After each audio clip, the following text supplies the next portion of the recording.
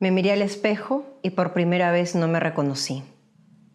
Durante días el mundo se sintió como un lugar ajeno que opinaba sobre mí sin conocerme. Escuché las voces de la culpa, de quienes me juzgaban y mucho silencio. Me habían enseñado que ser mujer era sacrificarse siempre por otros. Pero el feminismo me tomó de la mano y me dijo: tú también eres el centro de tu mundo. Tu cuerpo es tu casa y nadie puede entrar o quedarse en ella sin tu permiso. Hoy escribo esto para compartir. Si estás ahí, sintiendo ese nudo en la garganta, no estás rota. No eres una mala persona. Eres una mujer tomando las riendas de su destino. Ahora tenemos dos invitadas muy especiales para hablar juntas sobre cómo estamos en el feminismo. Para hablar juntas sobre cómo estamos en el movimiento feminista. Tenemos a Milagros Olivera aquí, por favor. Fuertes aplausos también para ella. Gracias. Ella es periodista y tenemos también a Melcy Quispe. Ella es activista feminista por el derecho a decidir. Muchas gracias por estar aquí. Aplausos para ambas. Les tenemos unas rudas, así como lo ruda que son ustedes. Tenemos también ruda para ustedes y para limpiarnos de todas esas energías para iniciar este programa. Bien. ¿Cómo están? ¿Cómo llegan el día de hoy? Bien, gracias por invitarnos. Hace tiempo que no veía Milagros. Igual, feliz de estar con ustedes, de que exista este espacio y agradecida de haber sido convocada. No, para mí es un honor conversar con ustedes. El tema al que nos convoca el día de hoy es saber qué opinan o qué sienten ustedes sobre cómo están los feminismos o el feminismo, el movimiento feminista en estos momentos con respecto a decidir sobre nuestros cuerpos, con respecto al aborto. ¿Cómo vemos esta situación, esta coyuntura? Sí, ándate. Bueno, yo creo que estamos distintas. Los feminismos, de hecho, se han diversificado, ¿no? Pero la arremetida antiderechos sigue siendo todavía nuestra principal dificultad y se ha fortalecido en estos años. Entonces creo que son feminismos cansados, pero que no han parado y creo que no vamos a parar. Y en esta línea de estos feminismos que resisten ante los antiderechos, ¿no? Estos feminismos que están resistiendo pero que también están cansados, agotados, ¿tú, Milita, cómo los ves? A ver, creo que hay dos dimensiones, ¿no? La dimensión de lo público, donde evidentemente hay un avance de estos sectores, están dentro de las instituciones, lo hemos visto ahora en el debate presidencial, ¿no? Son más de 30 candidatos, ternas larguísimas de muchas personas que están jugando a obtener un puesto que es el de la presidencia, ¿no? Entonces, y dentro de ese discurso, digamos, la mano dura o esta idea de la salvajada, ¿no? De leyes súper drásticas, imposibles de cumplir en muchos sentidos, presupuestos fuera de serie también, que no dicen cómo van a ejecutarlos. Creo que estamos en un contexto de por sí jodido, ¿no? Y dentro de ese contexto jodido hay digamos, estamos las feministas, ¿no? Nosotras y otras, como nosotras, que volviendo como a este plano de lo íntimo, sí tenemos, pienso, quizá de una manera un poco ingenua, pero apruebo mi propia ingenuidad, una lucha ganada en el marco de nuestra subjetividad y nuestra construcción de movimiento, por lo menos desde el 2007 yo podría como establecer una fecha así tentativa hasta el 2020, prepandemia, ¿no? Y esa lucha ganada creo que es la que nos permite también seguir sosteniendo desde nuestra práctica, desde nuestras formación o disciplinas, esta resistencia, ¿no? Las feministas hemos construido en este país con muchas dificultades, con encuentros y con desencuentros, pienso, una mística propia, ¿no? Construimos un sentido común entre nosotras, una visión de la justicia, una visión de la reparación, una visión del movimiento, que es algo que otras luchas no han conseguido en estos últimos años, ¿no? Tenemos nuestras propias artistas, Sí. tenemos nuestras propias académicas, tenemos nuestras propias periodistas, ¿no? Tenemos como nuestro propio ecosistema también, ¿no? Que mueve, que analiza, que informa, que debate. Y en esa línea, ¿ustedes cómo se encuentran con el feminismo? ¿En qué momento de sus vidas deciden llamarse feministas, ¿no? ¿Cómo así? ¿Cómo así deciden autoconvocarse? Yo creo que es una pregunta compleja porque mucha gente tiene curiosidad del feminismo y mucha gente también tiene miedo de llamarse feminista, ¿no? Y ha habido también, como mencionó Mila, como un desafío de seguir construyendo. De hecho, ya no es como el feminismo o el movimiento. Cambia los feminismos por la diversidad de personas que vamos habitándolo, construyéndolo.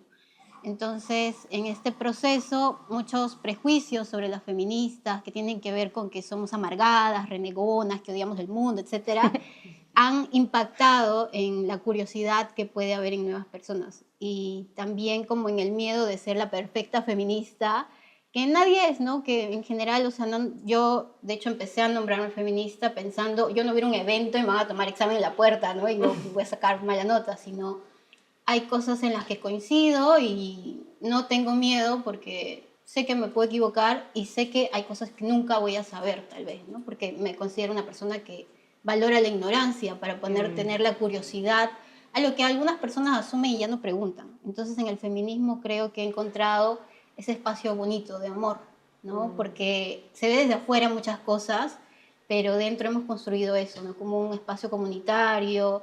Yo siempre pienso que no estoy sola y tal vez no veo una cara o 5 rostros.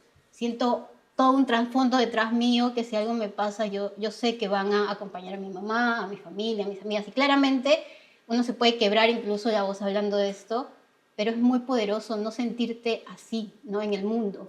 Y en el mundo, porque es un movimiento también, o somos un movimiento mundial con todas sus diferencias, ¿no? Entonces, cuando vas a otro lugar, saber que hay una feminista que te puede esperar, ¿no?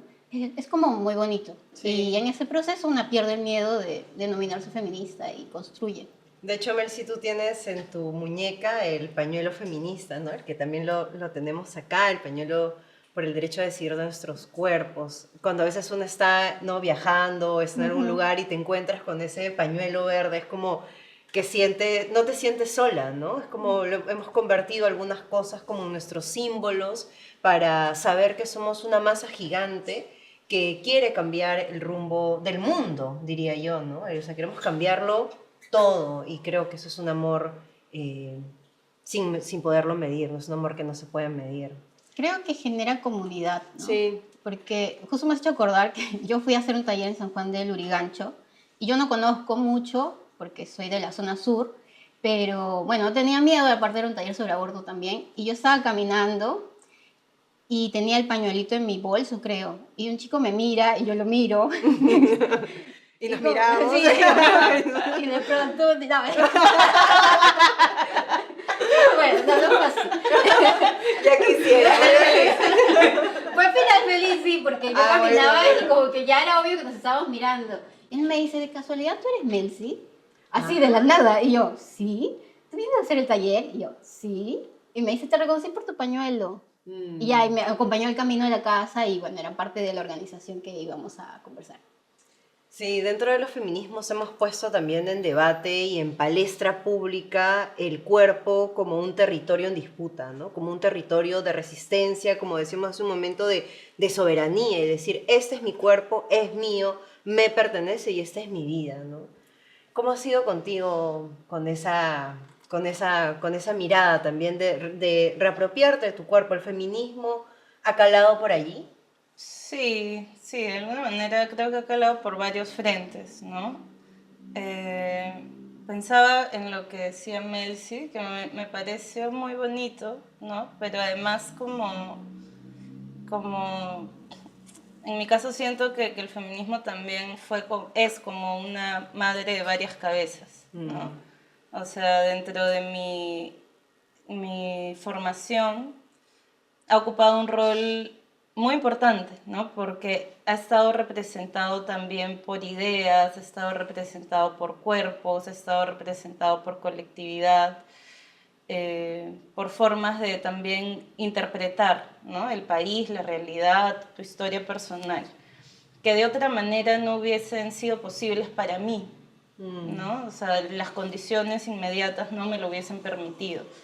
Entonces, creo que esa aproximación yo la relaciono o la vinculo a un tipo de madre de muchas cabezas, ¿no? Y que me arropó cuando yo tenía 17 años, cuando era muy joven, ¿no? Y justo vinculándolo al cuerpo, quizás se encarna un poco más cuando yo empiezo a militar, ¿no? Que es a esa edad también, de formas pues bastante como Diversas también, diversas, seguro, ¿no? ¿no? Desde la curiosidad, desde de formas quizá infantiles, ¿no? De acercarte, de no saber qué te vas a encontrar, idealizando inicialmente este movimiento, ¿no? Pero luego ya creo que una militancia más saludable es entender que el feminismo no es o no debería ser una, un espacio moral, ¿no? Sí. O no debería convertirse en un espacio exclusiva o específicamente de una moralidad como aplicada o de un tipo de escrutinio, sino más bien recuperar su carácter político, ¿no? Sí. Que no es que no esté, sino que a veces subyace, ¿no? O también por las épocas que hemos vivido, muy mediadas pues por las redes sociales, muy mediadas por nuevas formas de comunicarnos, de pronto otro tipo de tendencias ocuparon un nivel más amplio, más fuerte, pero creo que volver a ese trasfondo es lo que también nos permite politizar nuestra propia historia, nuestra propia vida, y ahí, o sea, ahí enlazo con lo que hablabas del cuerpo, ¿no? Entender las posibilidades de tu cuerpo, perderle quizá el estigma a la sexualidad, al ejercicio de la sexualidad, al placer, al derecho a abortar, ¿no? O sea, mi quizá acercamiento más intenso fue cuando yo tenía 19 años, ya no hay delito, por si acaso, que tuve que abortar, ¿no? Y tuve que abortar en un país que era bastante más conservador, no sé si más conservador de lo que es ahora, quizás eso, ahí me puedo retractar, pero un país pues, donde yo no tenía de última las condiciones de poder establecer lazos inmediatos con personas que me puedan orientar y no había de como maneras esta red efectivas, tampoco, ¿no? Entonces creo que esa forma de confrontar tu cuerpo y tu decisión, ¿no? Y de aproximarte a un movimiento que más bien reflexiona en torno a temas que no se hablan, como es el aborto, como es la violencia sexual, como es muchos otros temas vinculantes, me pareció, honestamente, en su momento y hasta ahora, una gran decisión, ¿no? Sí, creo que ser feminista es una gran decisión, es una decisión acertada en nuestras vidas. Y retomo un poco lo que decías tú, Mercy, al inicio, que sentir que el feminismo no es este lugar al que tienes que entrar con un examen de admisión, ¿no? Para saber qué tan aprobada estás para ser feminista, ¿no? Entonces yo me preguntaba en esa línea, ¿cómo vamos viendo las marchas, las movilizaciones, el convocarnos para salir a las calles? Tú perteneces también a otras plataformas. ¿Cómo ves esos cambios en la calle, más que todo? Yo creo que justo lo que mencionas es importante porque al inicio había una tendencia de un movimiento feminista eurocentrado, tal vez, ¿no? Que miraba íconos feministas que tal vez no parecían tanto a nosotras. Entonces, con el tiempo y ahora un poco más, se habla sobre el feminismo decolonial, los feminismos populares, ¿no? Porque son más identitarios y además porque también se enmarcan en lo que tenemos, ¿no? Y en ese lapso, pues yo ya entro cuando muchas precursoras, ¿no? Ya habían formado muchas marchas, etcétera. Pero recuerdo que un momento especial para mí es el regreso después de pandemia, el 2021, que había este temor por la criminalización que existe también hacia los activismos, de si salir y publicar la ruta o si hacer un plantón, ¿no? Y es que las redes sociales permitieron, creo, que lleguemos a más personas que se curioseaban esto y de pronto aparecieron un montón. De hecho, apareció también el grupo de La Resistencia, con provocaciones violentas realmente, o sea, yo las he tenido acá, pero sentir que estás acompañada y que, bueno, sea lo que sea que te hagan, no te va a pasar nada, es bonito. Y después ya entró a como un poco más la organización, a hacer más cosas. Es muy complejo, ¿no? Porque desde afuera pueden decir, ah, sí, mira qué gran convocatoria y no sé qué, pero creo que animaría en todo caso a las personas que están escuchando el podcast a meterse, ya sea, yo pertenezco a la Asamblea Verde, ¿no? Que es el espacio que promueve también el 28S, pero está articulado con todas las luchas feministas del 8M, etcétera, etcétera. Nada, que lo pueden hacer integrando la Asamblea Verde, ¿no? Que es un espacio autoconvocado, que intenta, ¿no? Ser seguro, se cuestionan muchas cosas, el capacitismo, etcétera, etcétera, pero también pueden hacerlo de sus propios frentes, ¿no? O crear nuevos espacios. Yo creo que nunca va a ser suficiente lo que estemos haciendo. Sí. O sea, siempre va a faltar manos porque el contexto nos reta siempre. Totalmente. Yo quiero agradecerles mucho por estar aquí. Ha sido una conversación muy rica. Creo que es importante seguir hablando sobre los feminismos, sobre los diversos espacios para articular, que seguramente algunas personas dicen, bueno, me interesa esto, ¿hacia dónde voy? La Asamblea Verde es una opción, es una plataforma. No te toman examen de admisión. Es importante, no toman examen de admisión. Eso es muy importante por si alguien está pensando que tiene que llenar un formulario. No. Y nada, muchas gracias por estar aquí, por seguir articulando y no sé si ustedes quieren terminar con una palabra muy chiquitita sobre lo que significa ser activista feminista. Chiquita, breve, así, que salga de abajo, de adentro. Hablaron mucho. Así somos los feministas.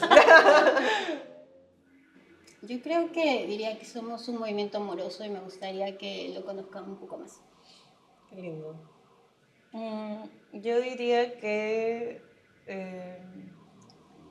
quizá la parte que a mí me parece más como interesante, perdón, dijiste chiquito, pero es la posibilidad de encontrarte en otras, ¿no? Y de politizar tu historia personal, colectiva y tu cuerpo histórico también. Creo que eso es lo que me parece a mí como importante. Y miren Ruda Podcast. Por favor, Siempre. siempre. En todas las plataformas digitales. Ya pe. ¿Dónde todo? Muchas gracias, Melcy, muchas gracias, Milagros, muchas gracias por acompañarnos en este episodio sobre feminismos. Feminismo es una plataforma, es resistencia y, como decía Melcy, es un espacio amoroso para continuar nuestros derechos. Muchas gracias. Yeah. Un brindis, pues, amigas, un brindis, así bien cargado de champán. ¡Qué rico! Claro, total. Ay, me encanta. Un brindis, seguimos. ¿Qué tal, Lucía? ¿Cómo estás? ¿Qué tal? Hola. Bienvenida. Muchas gracias. Una rudita para ti. Muchas gracias. Gracias a ti. Tenemos a Lucía Cayupe. Ella es poeta, traductora y gestora cultural. Así que cuéntanos, ¿qué nos vas a regalar el día de hoy en este episodio en Ruda? Bueno, ahora voy a leer 2 poemas. Uno se llama Juramento y el otro se llama Ama a tu prójimo, dijo Dios. Qué fuerte. Qué fuerte, me encanta. Muchas gracias por estar aquí, muchas gracias por acompañarnos en estos episodios y les mandamos un abrazo súper, súper fuerte y caluroso de todo el equipo de Ruda. Muchas gracias, los dejamos ahora sí con Lucía. Fuertes aplausos para ella, por favor. Gracias, Micaela. Juramento. Mi sudor ha tallado una promesa brillante. Mi sexualidad no será un objeto de vergüenza. Mi sexo no será un objeto de vergüenza que se estremece con prudencia y ahoga su llanto en un arranque de pudor. La otra noche fui arrojada en una artesa al río y nadie me encontró. Ni la justicia canalla, ni las fatídicas leyes, ni las amargas sentencias. A mí me rescataron las sectas herejes encabezadas por mujeres. Mi aquelarre está formado por cada una de mis amigas. Y ahora voy a leer el segundo texto, se llama Ama a tu prójimo, dijo Dios. Anoche 3 hombres se acercaron a mí con antorchas para quemarme. Sentí pánico del fuego, me quedé quieta sin saber a dónde correr. Me desperté aturdida. En otros tiempos, claro que me hubieran quemado por bruja, por puta, por no cumplir la ley de Dios. Claro que las cosas que deberían quemar no las queman. Cuando deberían actuar solo rezan y en nombre del amor discriminan. Dios dijo, ama a tu prójimo. No dijo, ama a tu prójimo excepto a la bruja, al homosexual, al indígena, al manifestante que hace uso de su legítimo derecho a la protesta. Luego ves a los más religiosos bautizando a sus hijos o casándose en iglesias ornamentadas, pero amasando dinero a costa de otros, creyéndose moralmente superiores. Luego los ves chillar por santos de yeso y darle la espalda al genocidio, a la opresión, al saqueo. Ama a tu prójimo, dijo Dios. Gracias.